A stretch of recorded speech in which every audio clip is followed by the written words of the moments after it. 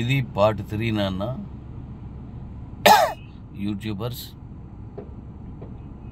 సహృదయంతో నన్ను అర్థం చేసుకొని మీ భాషల్లో దీన్ని మారుస్తున్నప్పుడు ఎక్స్ట్రా ఏమీ అంటే తప్పు విధానాలు ఏం లేకుండా దయించి యథావిధిగా చెప్పండి. అక్కడ ఏమాత్రం తేడా పడినా అది దాన్ని కంపెనీకి ఇస్తానంది అని వాళ్ళు మాట్లాడడం కరెక్ట్ కాదు. అలా చేయాల్సి వచ్చినప్పుడు మన తెలుగు వీడియోని అలా పంపించాల్సి వస్తుంది, అలా ఎవరైనా మాట్లాడితే. ఇప్పుడు ఇది కూడా పూర్తిగా వినండి. నా ప్రియమైన పిల్లలారా, కిబోలో మీరు అత్యద్భుతమైనటువంటి మన కమ్యూనిటీని ఇచ్చారు. కొన్నాళ్ళ తర్వాత ఇన్కమ్ లేకపోయేసరికి మీరు వేరే కంపెనీకి వెళ్ళారు. తప్పులేదు, పోషించుకోవాలి కాబట్టి ఎక్కడికైనా వెళ్తాం, భార్య పిల్లల్ని, అవసరాలు. ఇప్పుడు నేను మీకు విషయం చెప్తున్నాను. ఇక మీదట మరో కంపెనీలోకి వెళ్ళడానికి కూడా మీకు ఎటువంటి థాట్ లేని విధంగా నేను ఒక డిజైన్ చేసుకుంటున్నాను. అందులో ఒకటి మీకు చెప్తాను. ఈ మధ్యకాలంలో కొన్ని రకాలు వచ్చాయి. మీరు 3 రూపాయలు ఇవ్వండి, మన ముగ్గురు చేత 3 రూపాయలు చేయించండి. ఈ ముందు ఇచ్చిన 3 రూపాయలకి ఏమీ ఉండదు, ఆ తర్వాత ఇచ్చిన 6 రూపాయలకి ఏమీ ఉండదు. కానీ ముందు ఎవరైతే 3 రూపాయలు తీసుకున్నారో వాళ్ళకి 4 రూపాయలు వడ్డీకి ఇస్తామని చెప్తున్నారు. అది నేను తప్పు పట్టట్లేదు, వారు నన్ను క్షమించాలి. ఈ విధంగా మీ గురించి ఏమని అనుకున్నా అంటే నన్ను క్షమించండి. మనస్ఫూర్తిగా తల వంచి మిమ్మల్ని వేడుకుంటున్నాను. ఇప్పుడు నేను చెప్పబోయేది ఏదైనా సరే దానికోసం వెళ్తున్నారు. ఇక మీదట మై నీడ్స్లో మీరు అందులో ఉన్న వాటిని వాడుకోండి, కొనుక్కోండి, చేసుకోండి. నేను ఎండా చెప్పినట్టు క్రెడిట్ కార్డులో వచ్చేది వేరు. నేను కూడా క్రెడిట్ కార్డులో సిబిల్ కానీ బాగపోతే రాదు, కానీ అక్కడ కూడా ఆ క్రెడిట్ కార్డులో కూడా పాన్ కార్డ్ ఇవ్వాలి. ఆ పాన్ కార్డ్ ఆప్షన్ కూడా ఇస్తున్నాను. సింగిల్ డేలో మీకు పాన్ కార్డ్ వచ్చేస్తుంది. నిజానికైతే సింగిల్ డే కాదు, నేను ఎక్కువ చెప్తున్నాను. వెంటనే పెట్టేసుకోవచ్చు. కిబోలో కూడా కేవైసీ చేసినప్పుడు పాన్ కార్డ్స్ లేవన్నారు కాబట్టి ఆ పాన్ కార్డ్స్ ఇప్పుడు మీకు ఈజీగా వచ్చేటట్టుగా నేను అందులో పెడుతున్నాను. సర్వం అందరూ కూడా పాన్ కార్డ్స్కి అప్లై చేసుకుని వెంటనే తీసుకునేలాగా అందులో ఇస్తున్నాను. అయితే ఇది ఎలా ఉంచితే నేను చెప్పినట్టుగా నేను 3 రూపాయలు కట్టాను, ఇద్దరి చేత 6 రూపాయలు కట్టించాను. నాకేమో 4 రూపాయలు లోన్ వచ్చింది.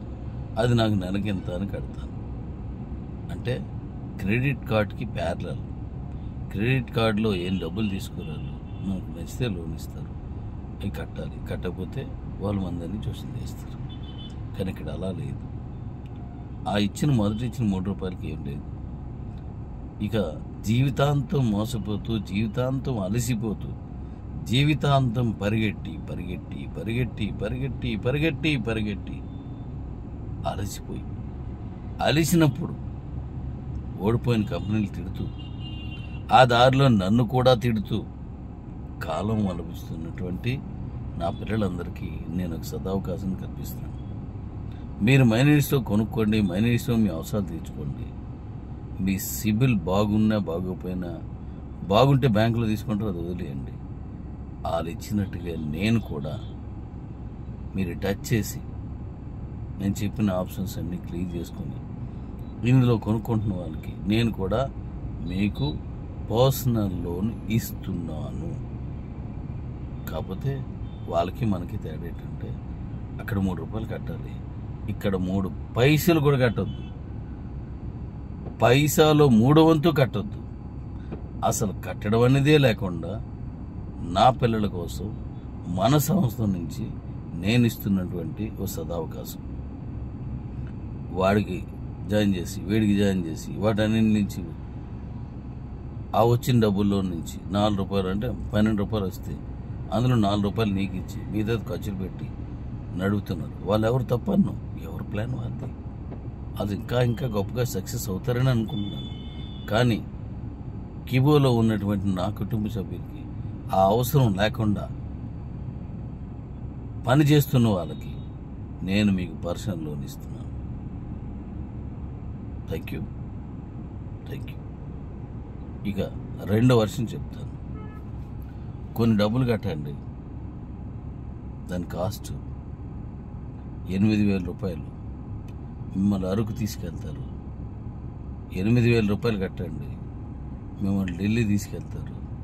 8,000 రూపాయలు కట్టండి, మిమ్మల్ని ఊటీ తీసుకెళ్తారని చెప్తున్నారు. అది లేకపోయినట్లయితే 300 కట్టండి.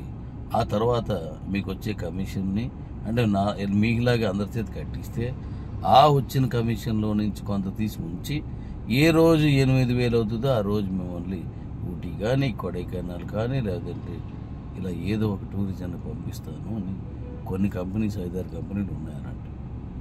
వారు కూడా నన్ను మనసా వాచా కర్మణ మనస్ఫూర్తిగా క్షమించండి. నా వల్ల మీకు బాధ అనిపిస్తే తల వంచి శిరస్సు వంచి మీకు సారీ చెప్తున్నాను. ఎందుకో తెలుసా? నా కిబోలో ఉన్నటువంటి ఈ అతిపెద్ద సమూహం అయినటువంటి కమ్యూనిటీ అలసిపోయారు. గెలిపెరగని వీరులు. మళ్ళీ గుర్తుపెట్టుకోండి, నా మీద కోపం వచ్చిన వాళ్ళు చెప్తున్నాను, కంపెనీ అయినా మన కంపెనీలో ఉన్న వ్యక్తులైనా, గెలుపెరగని వీరులు. ఎంత బాధ! గెలుపెరగని వీరులు అంటే వీళ్ళు వీరులే.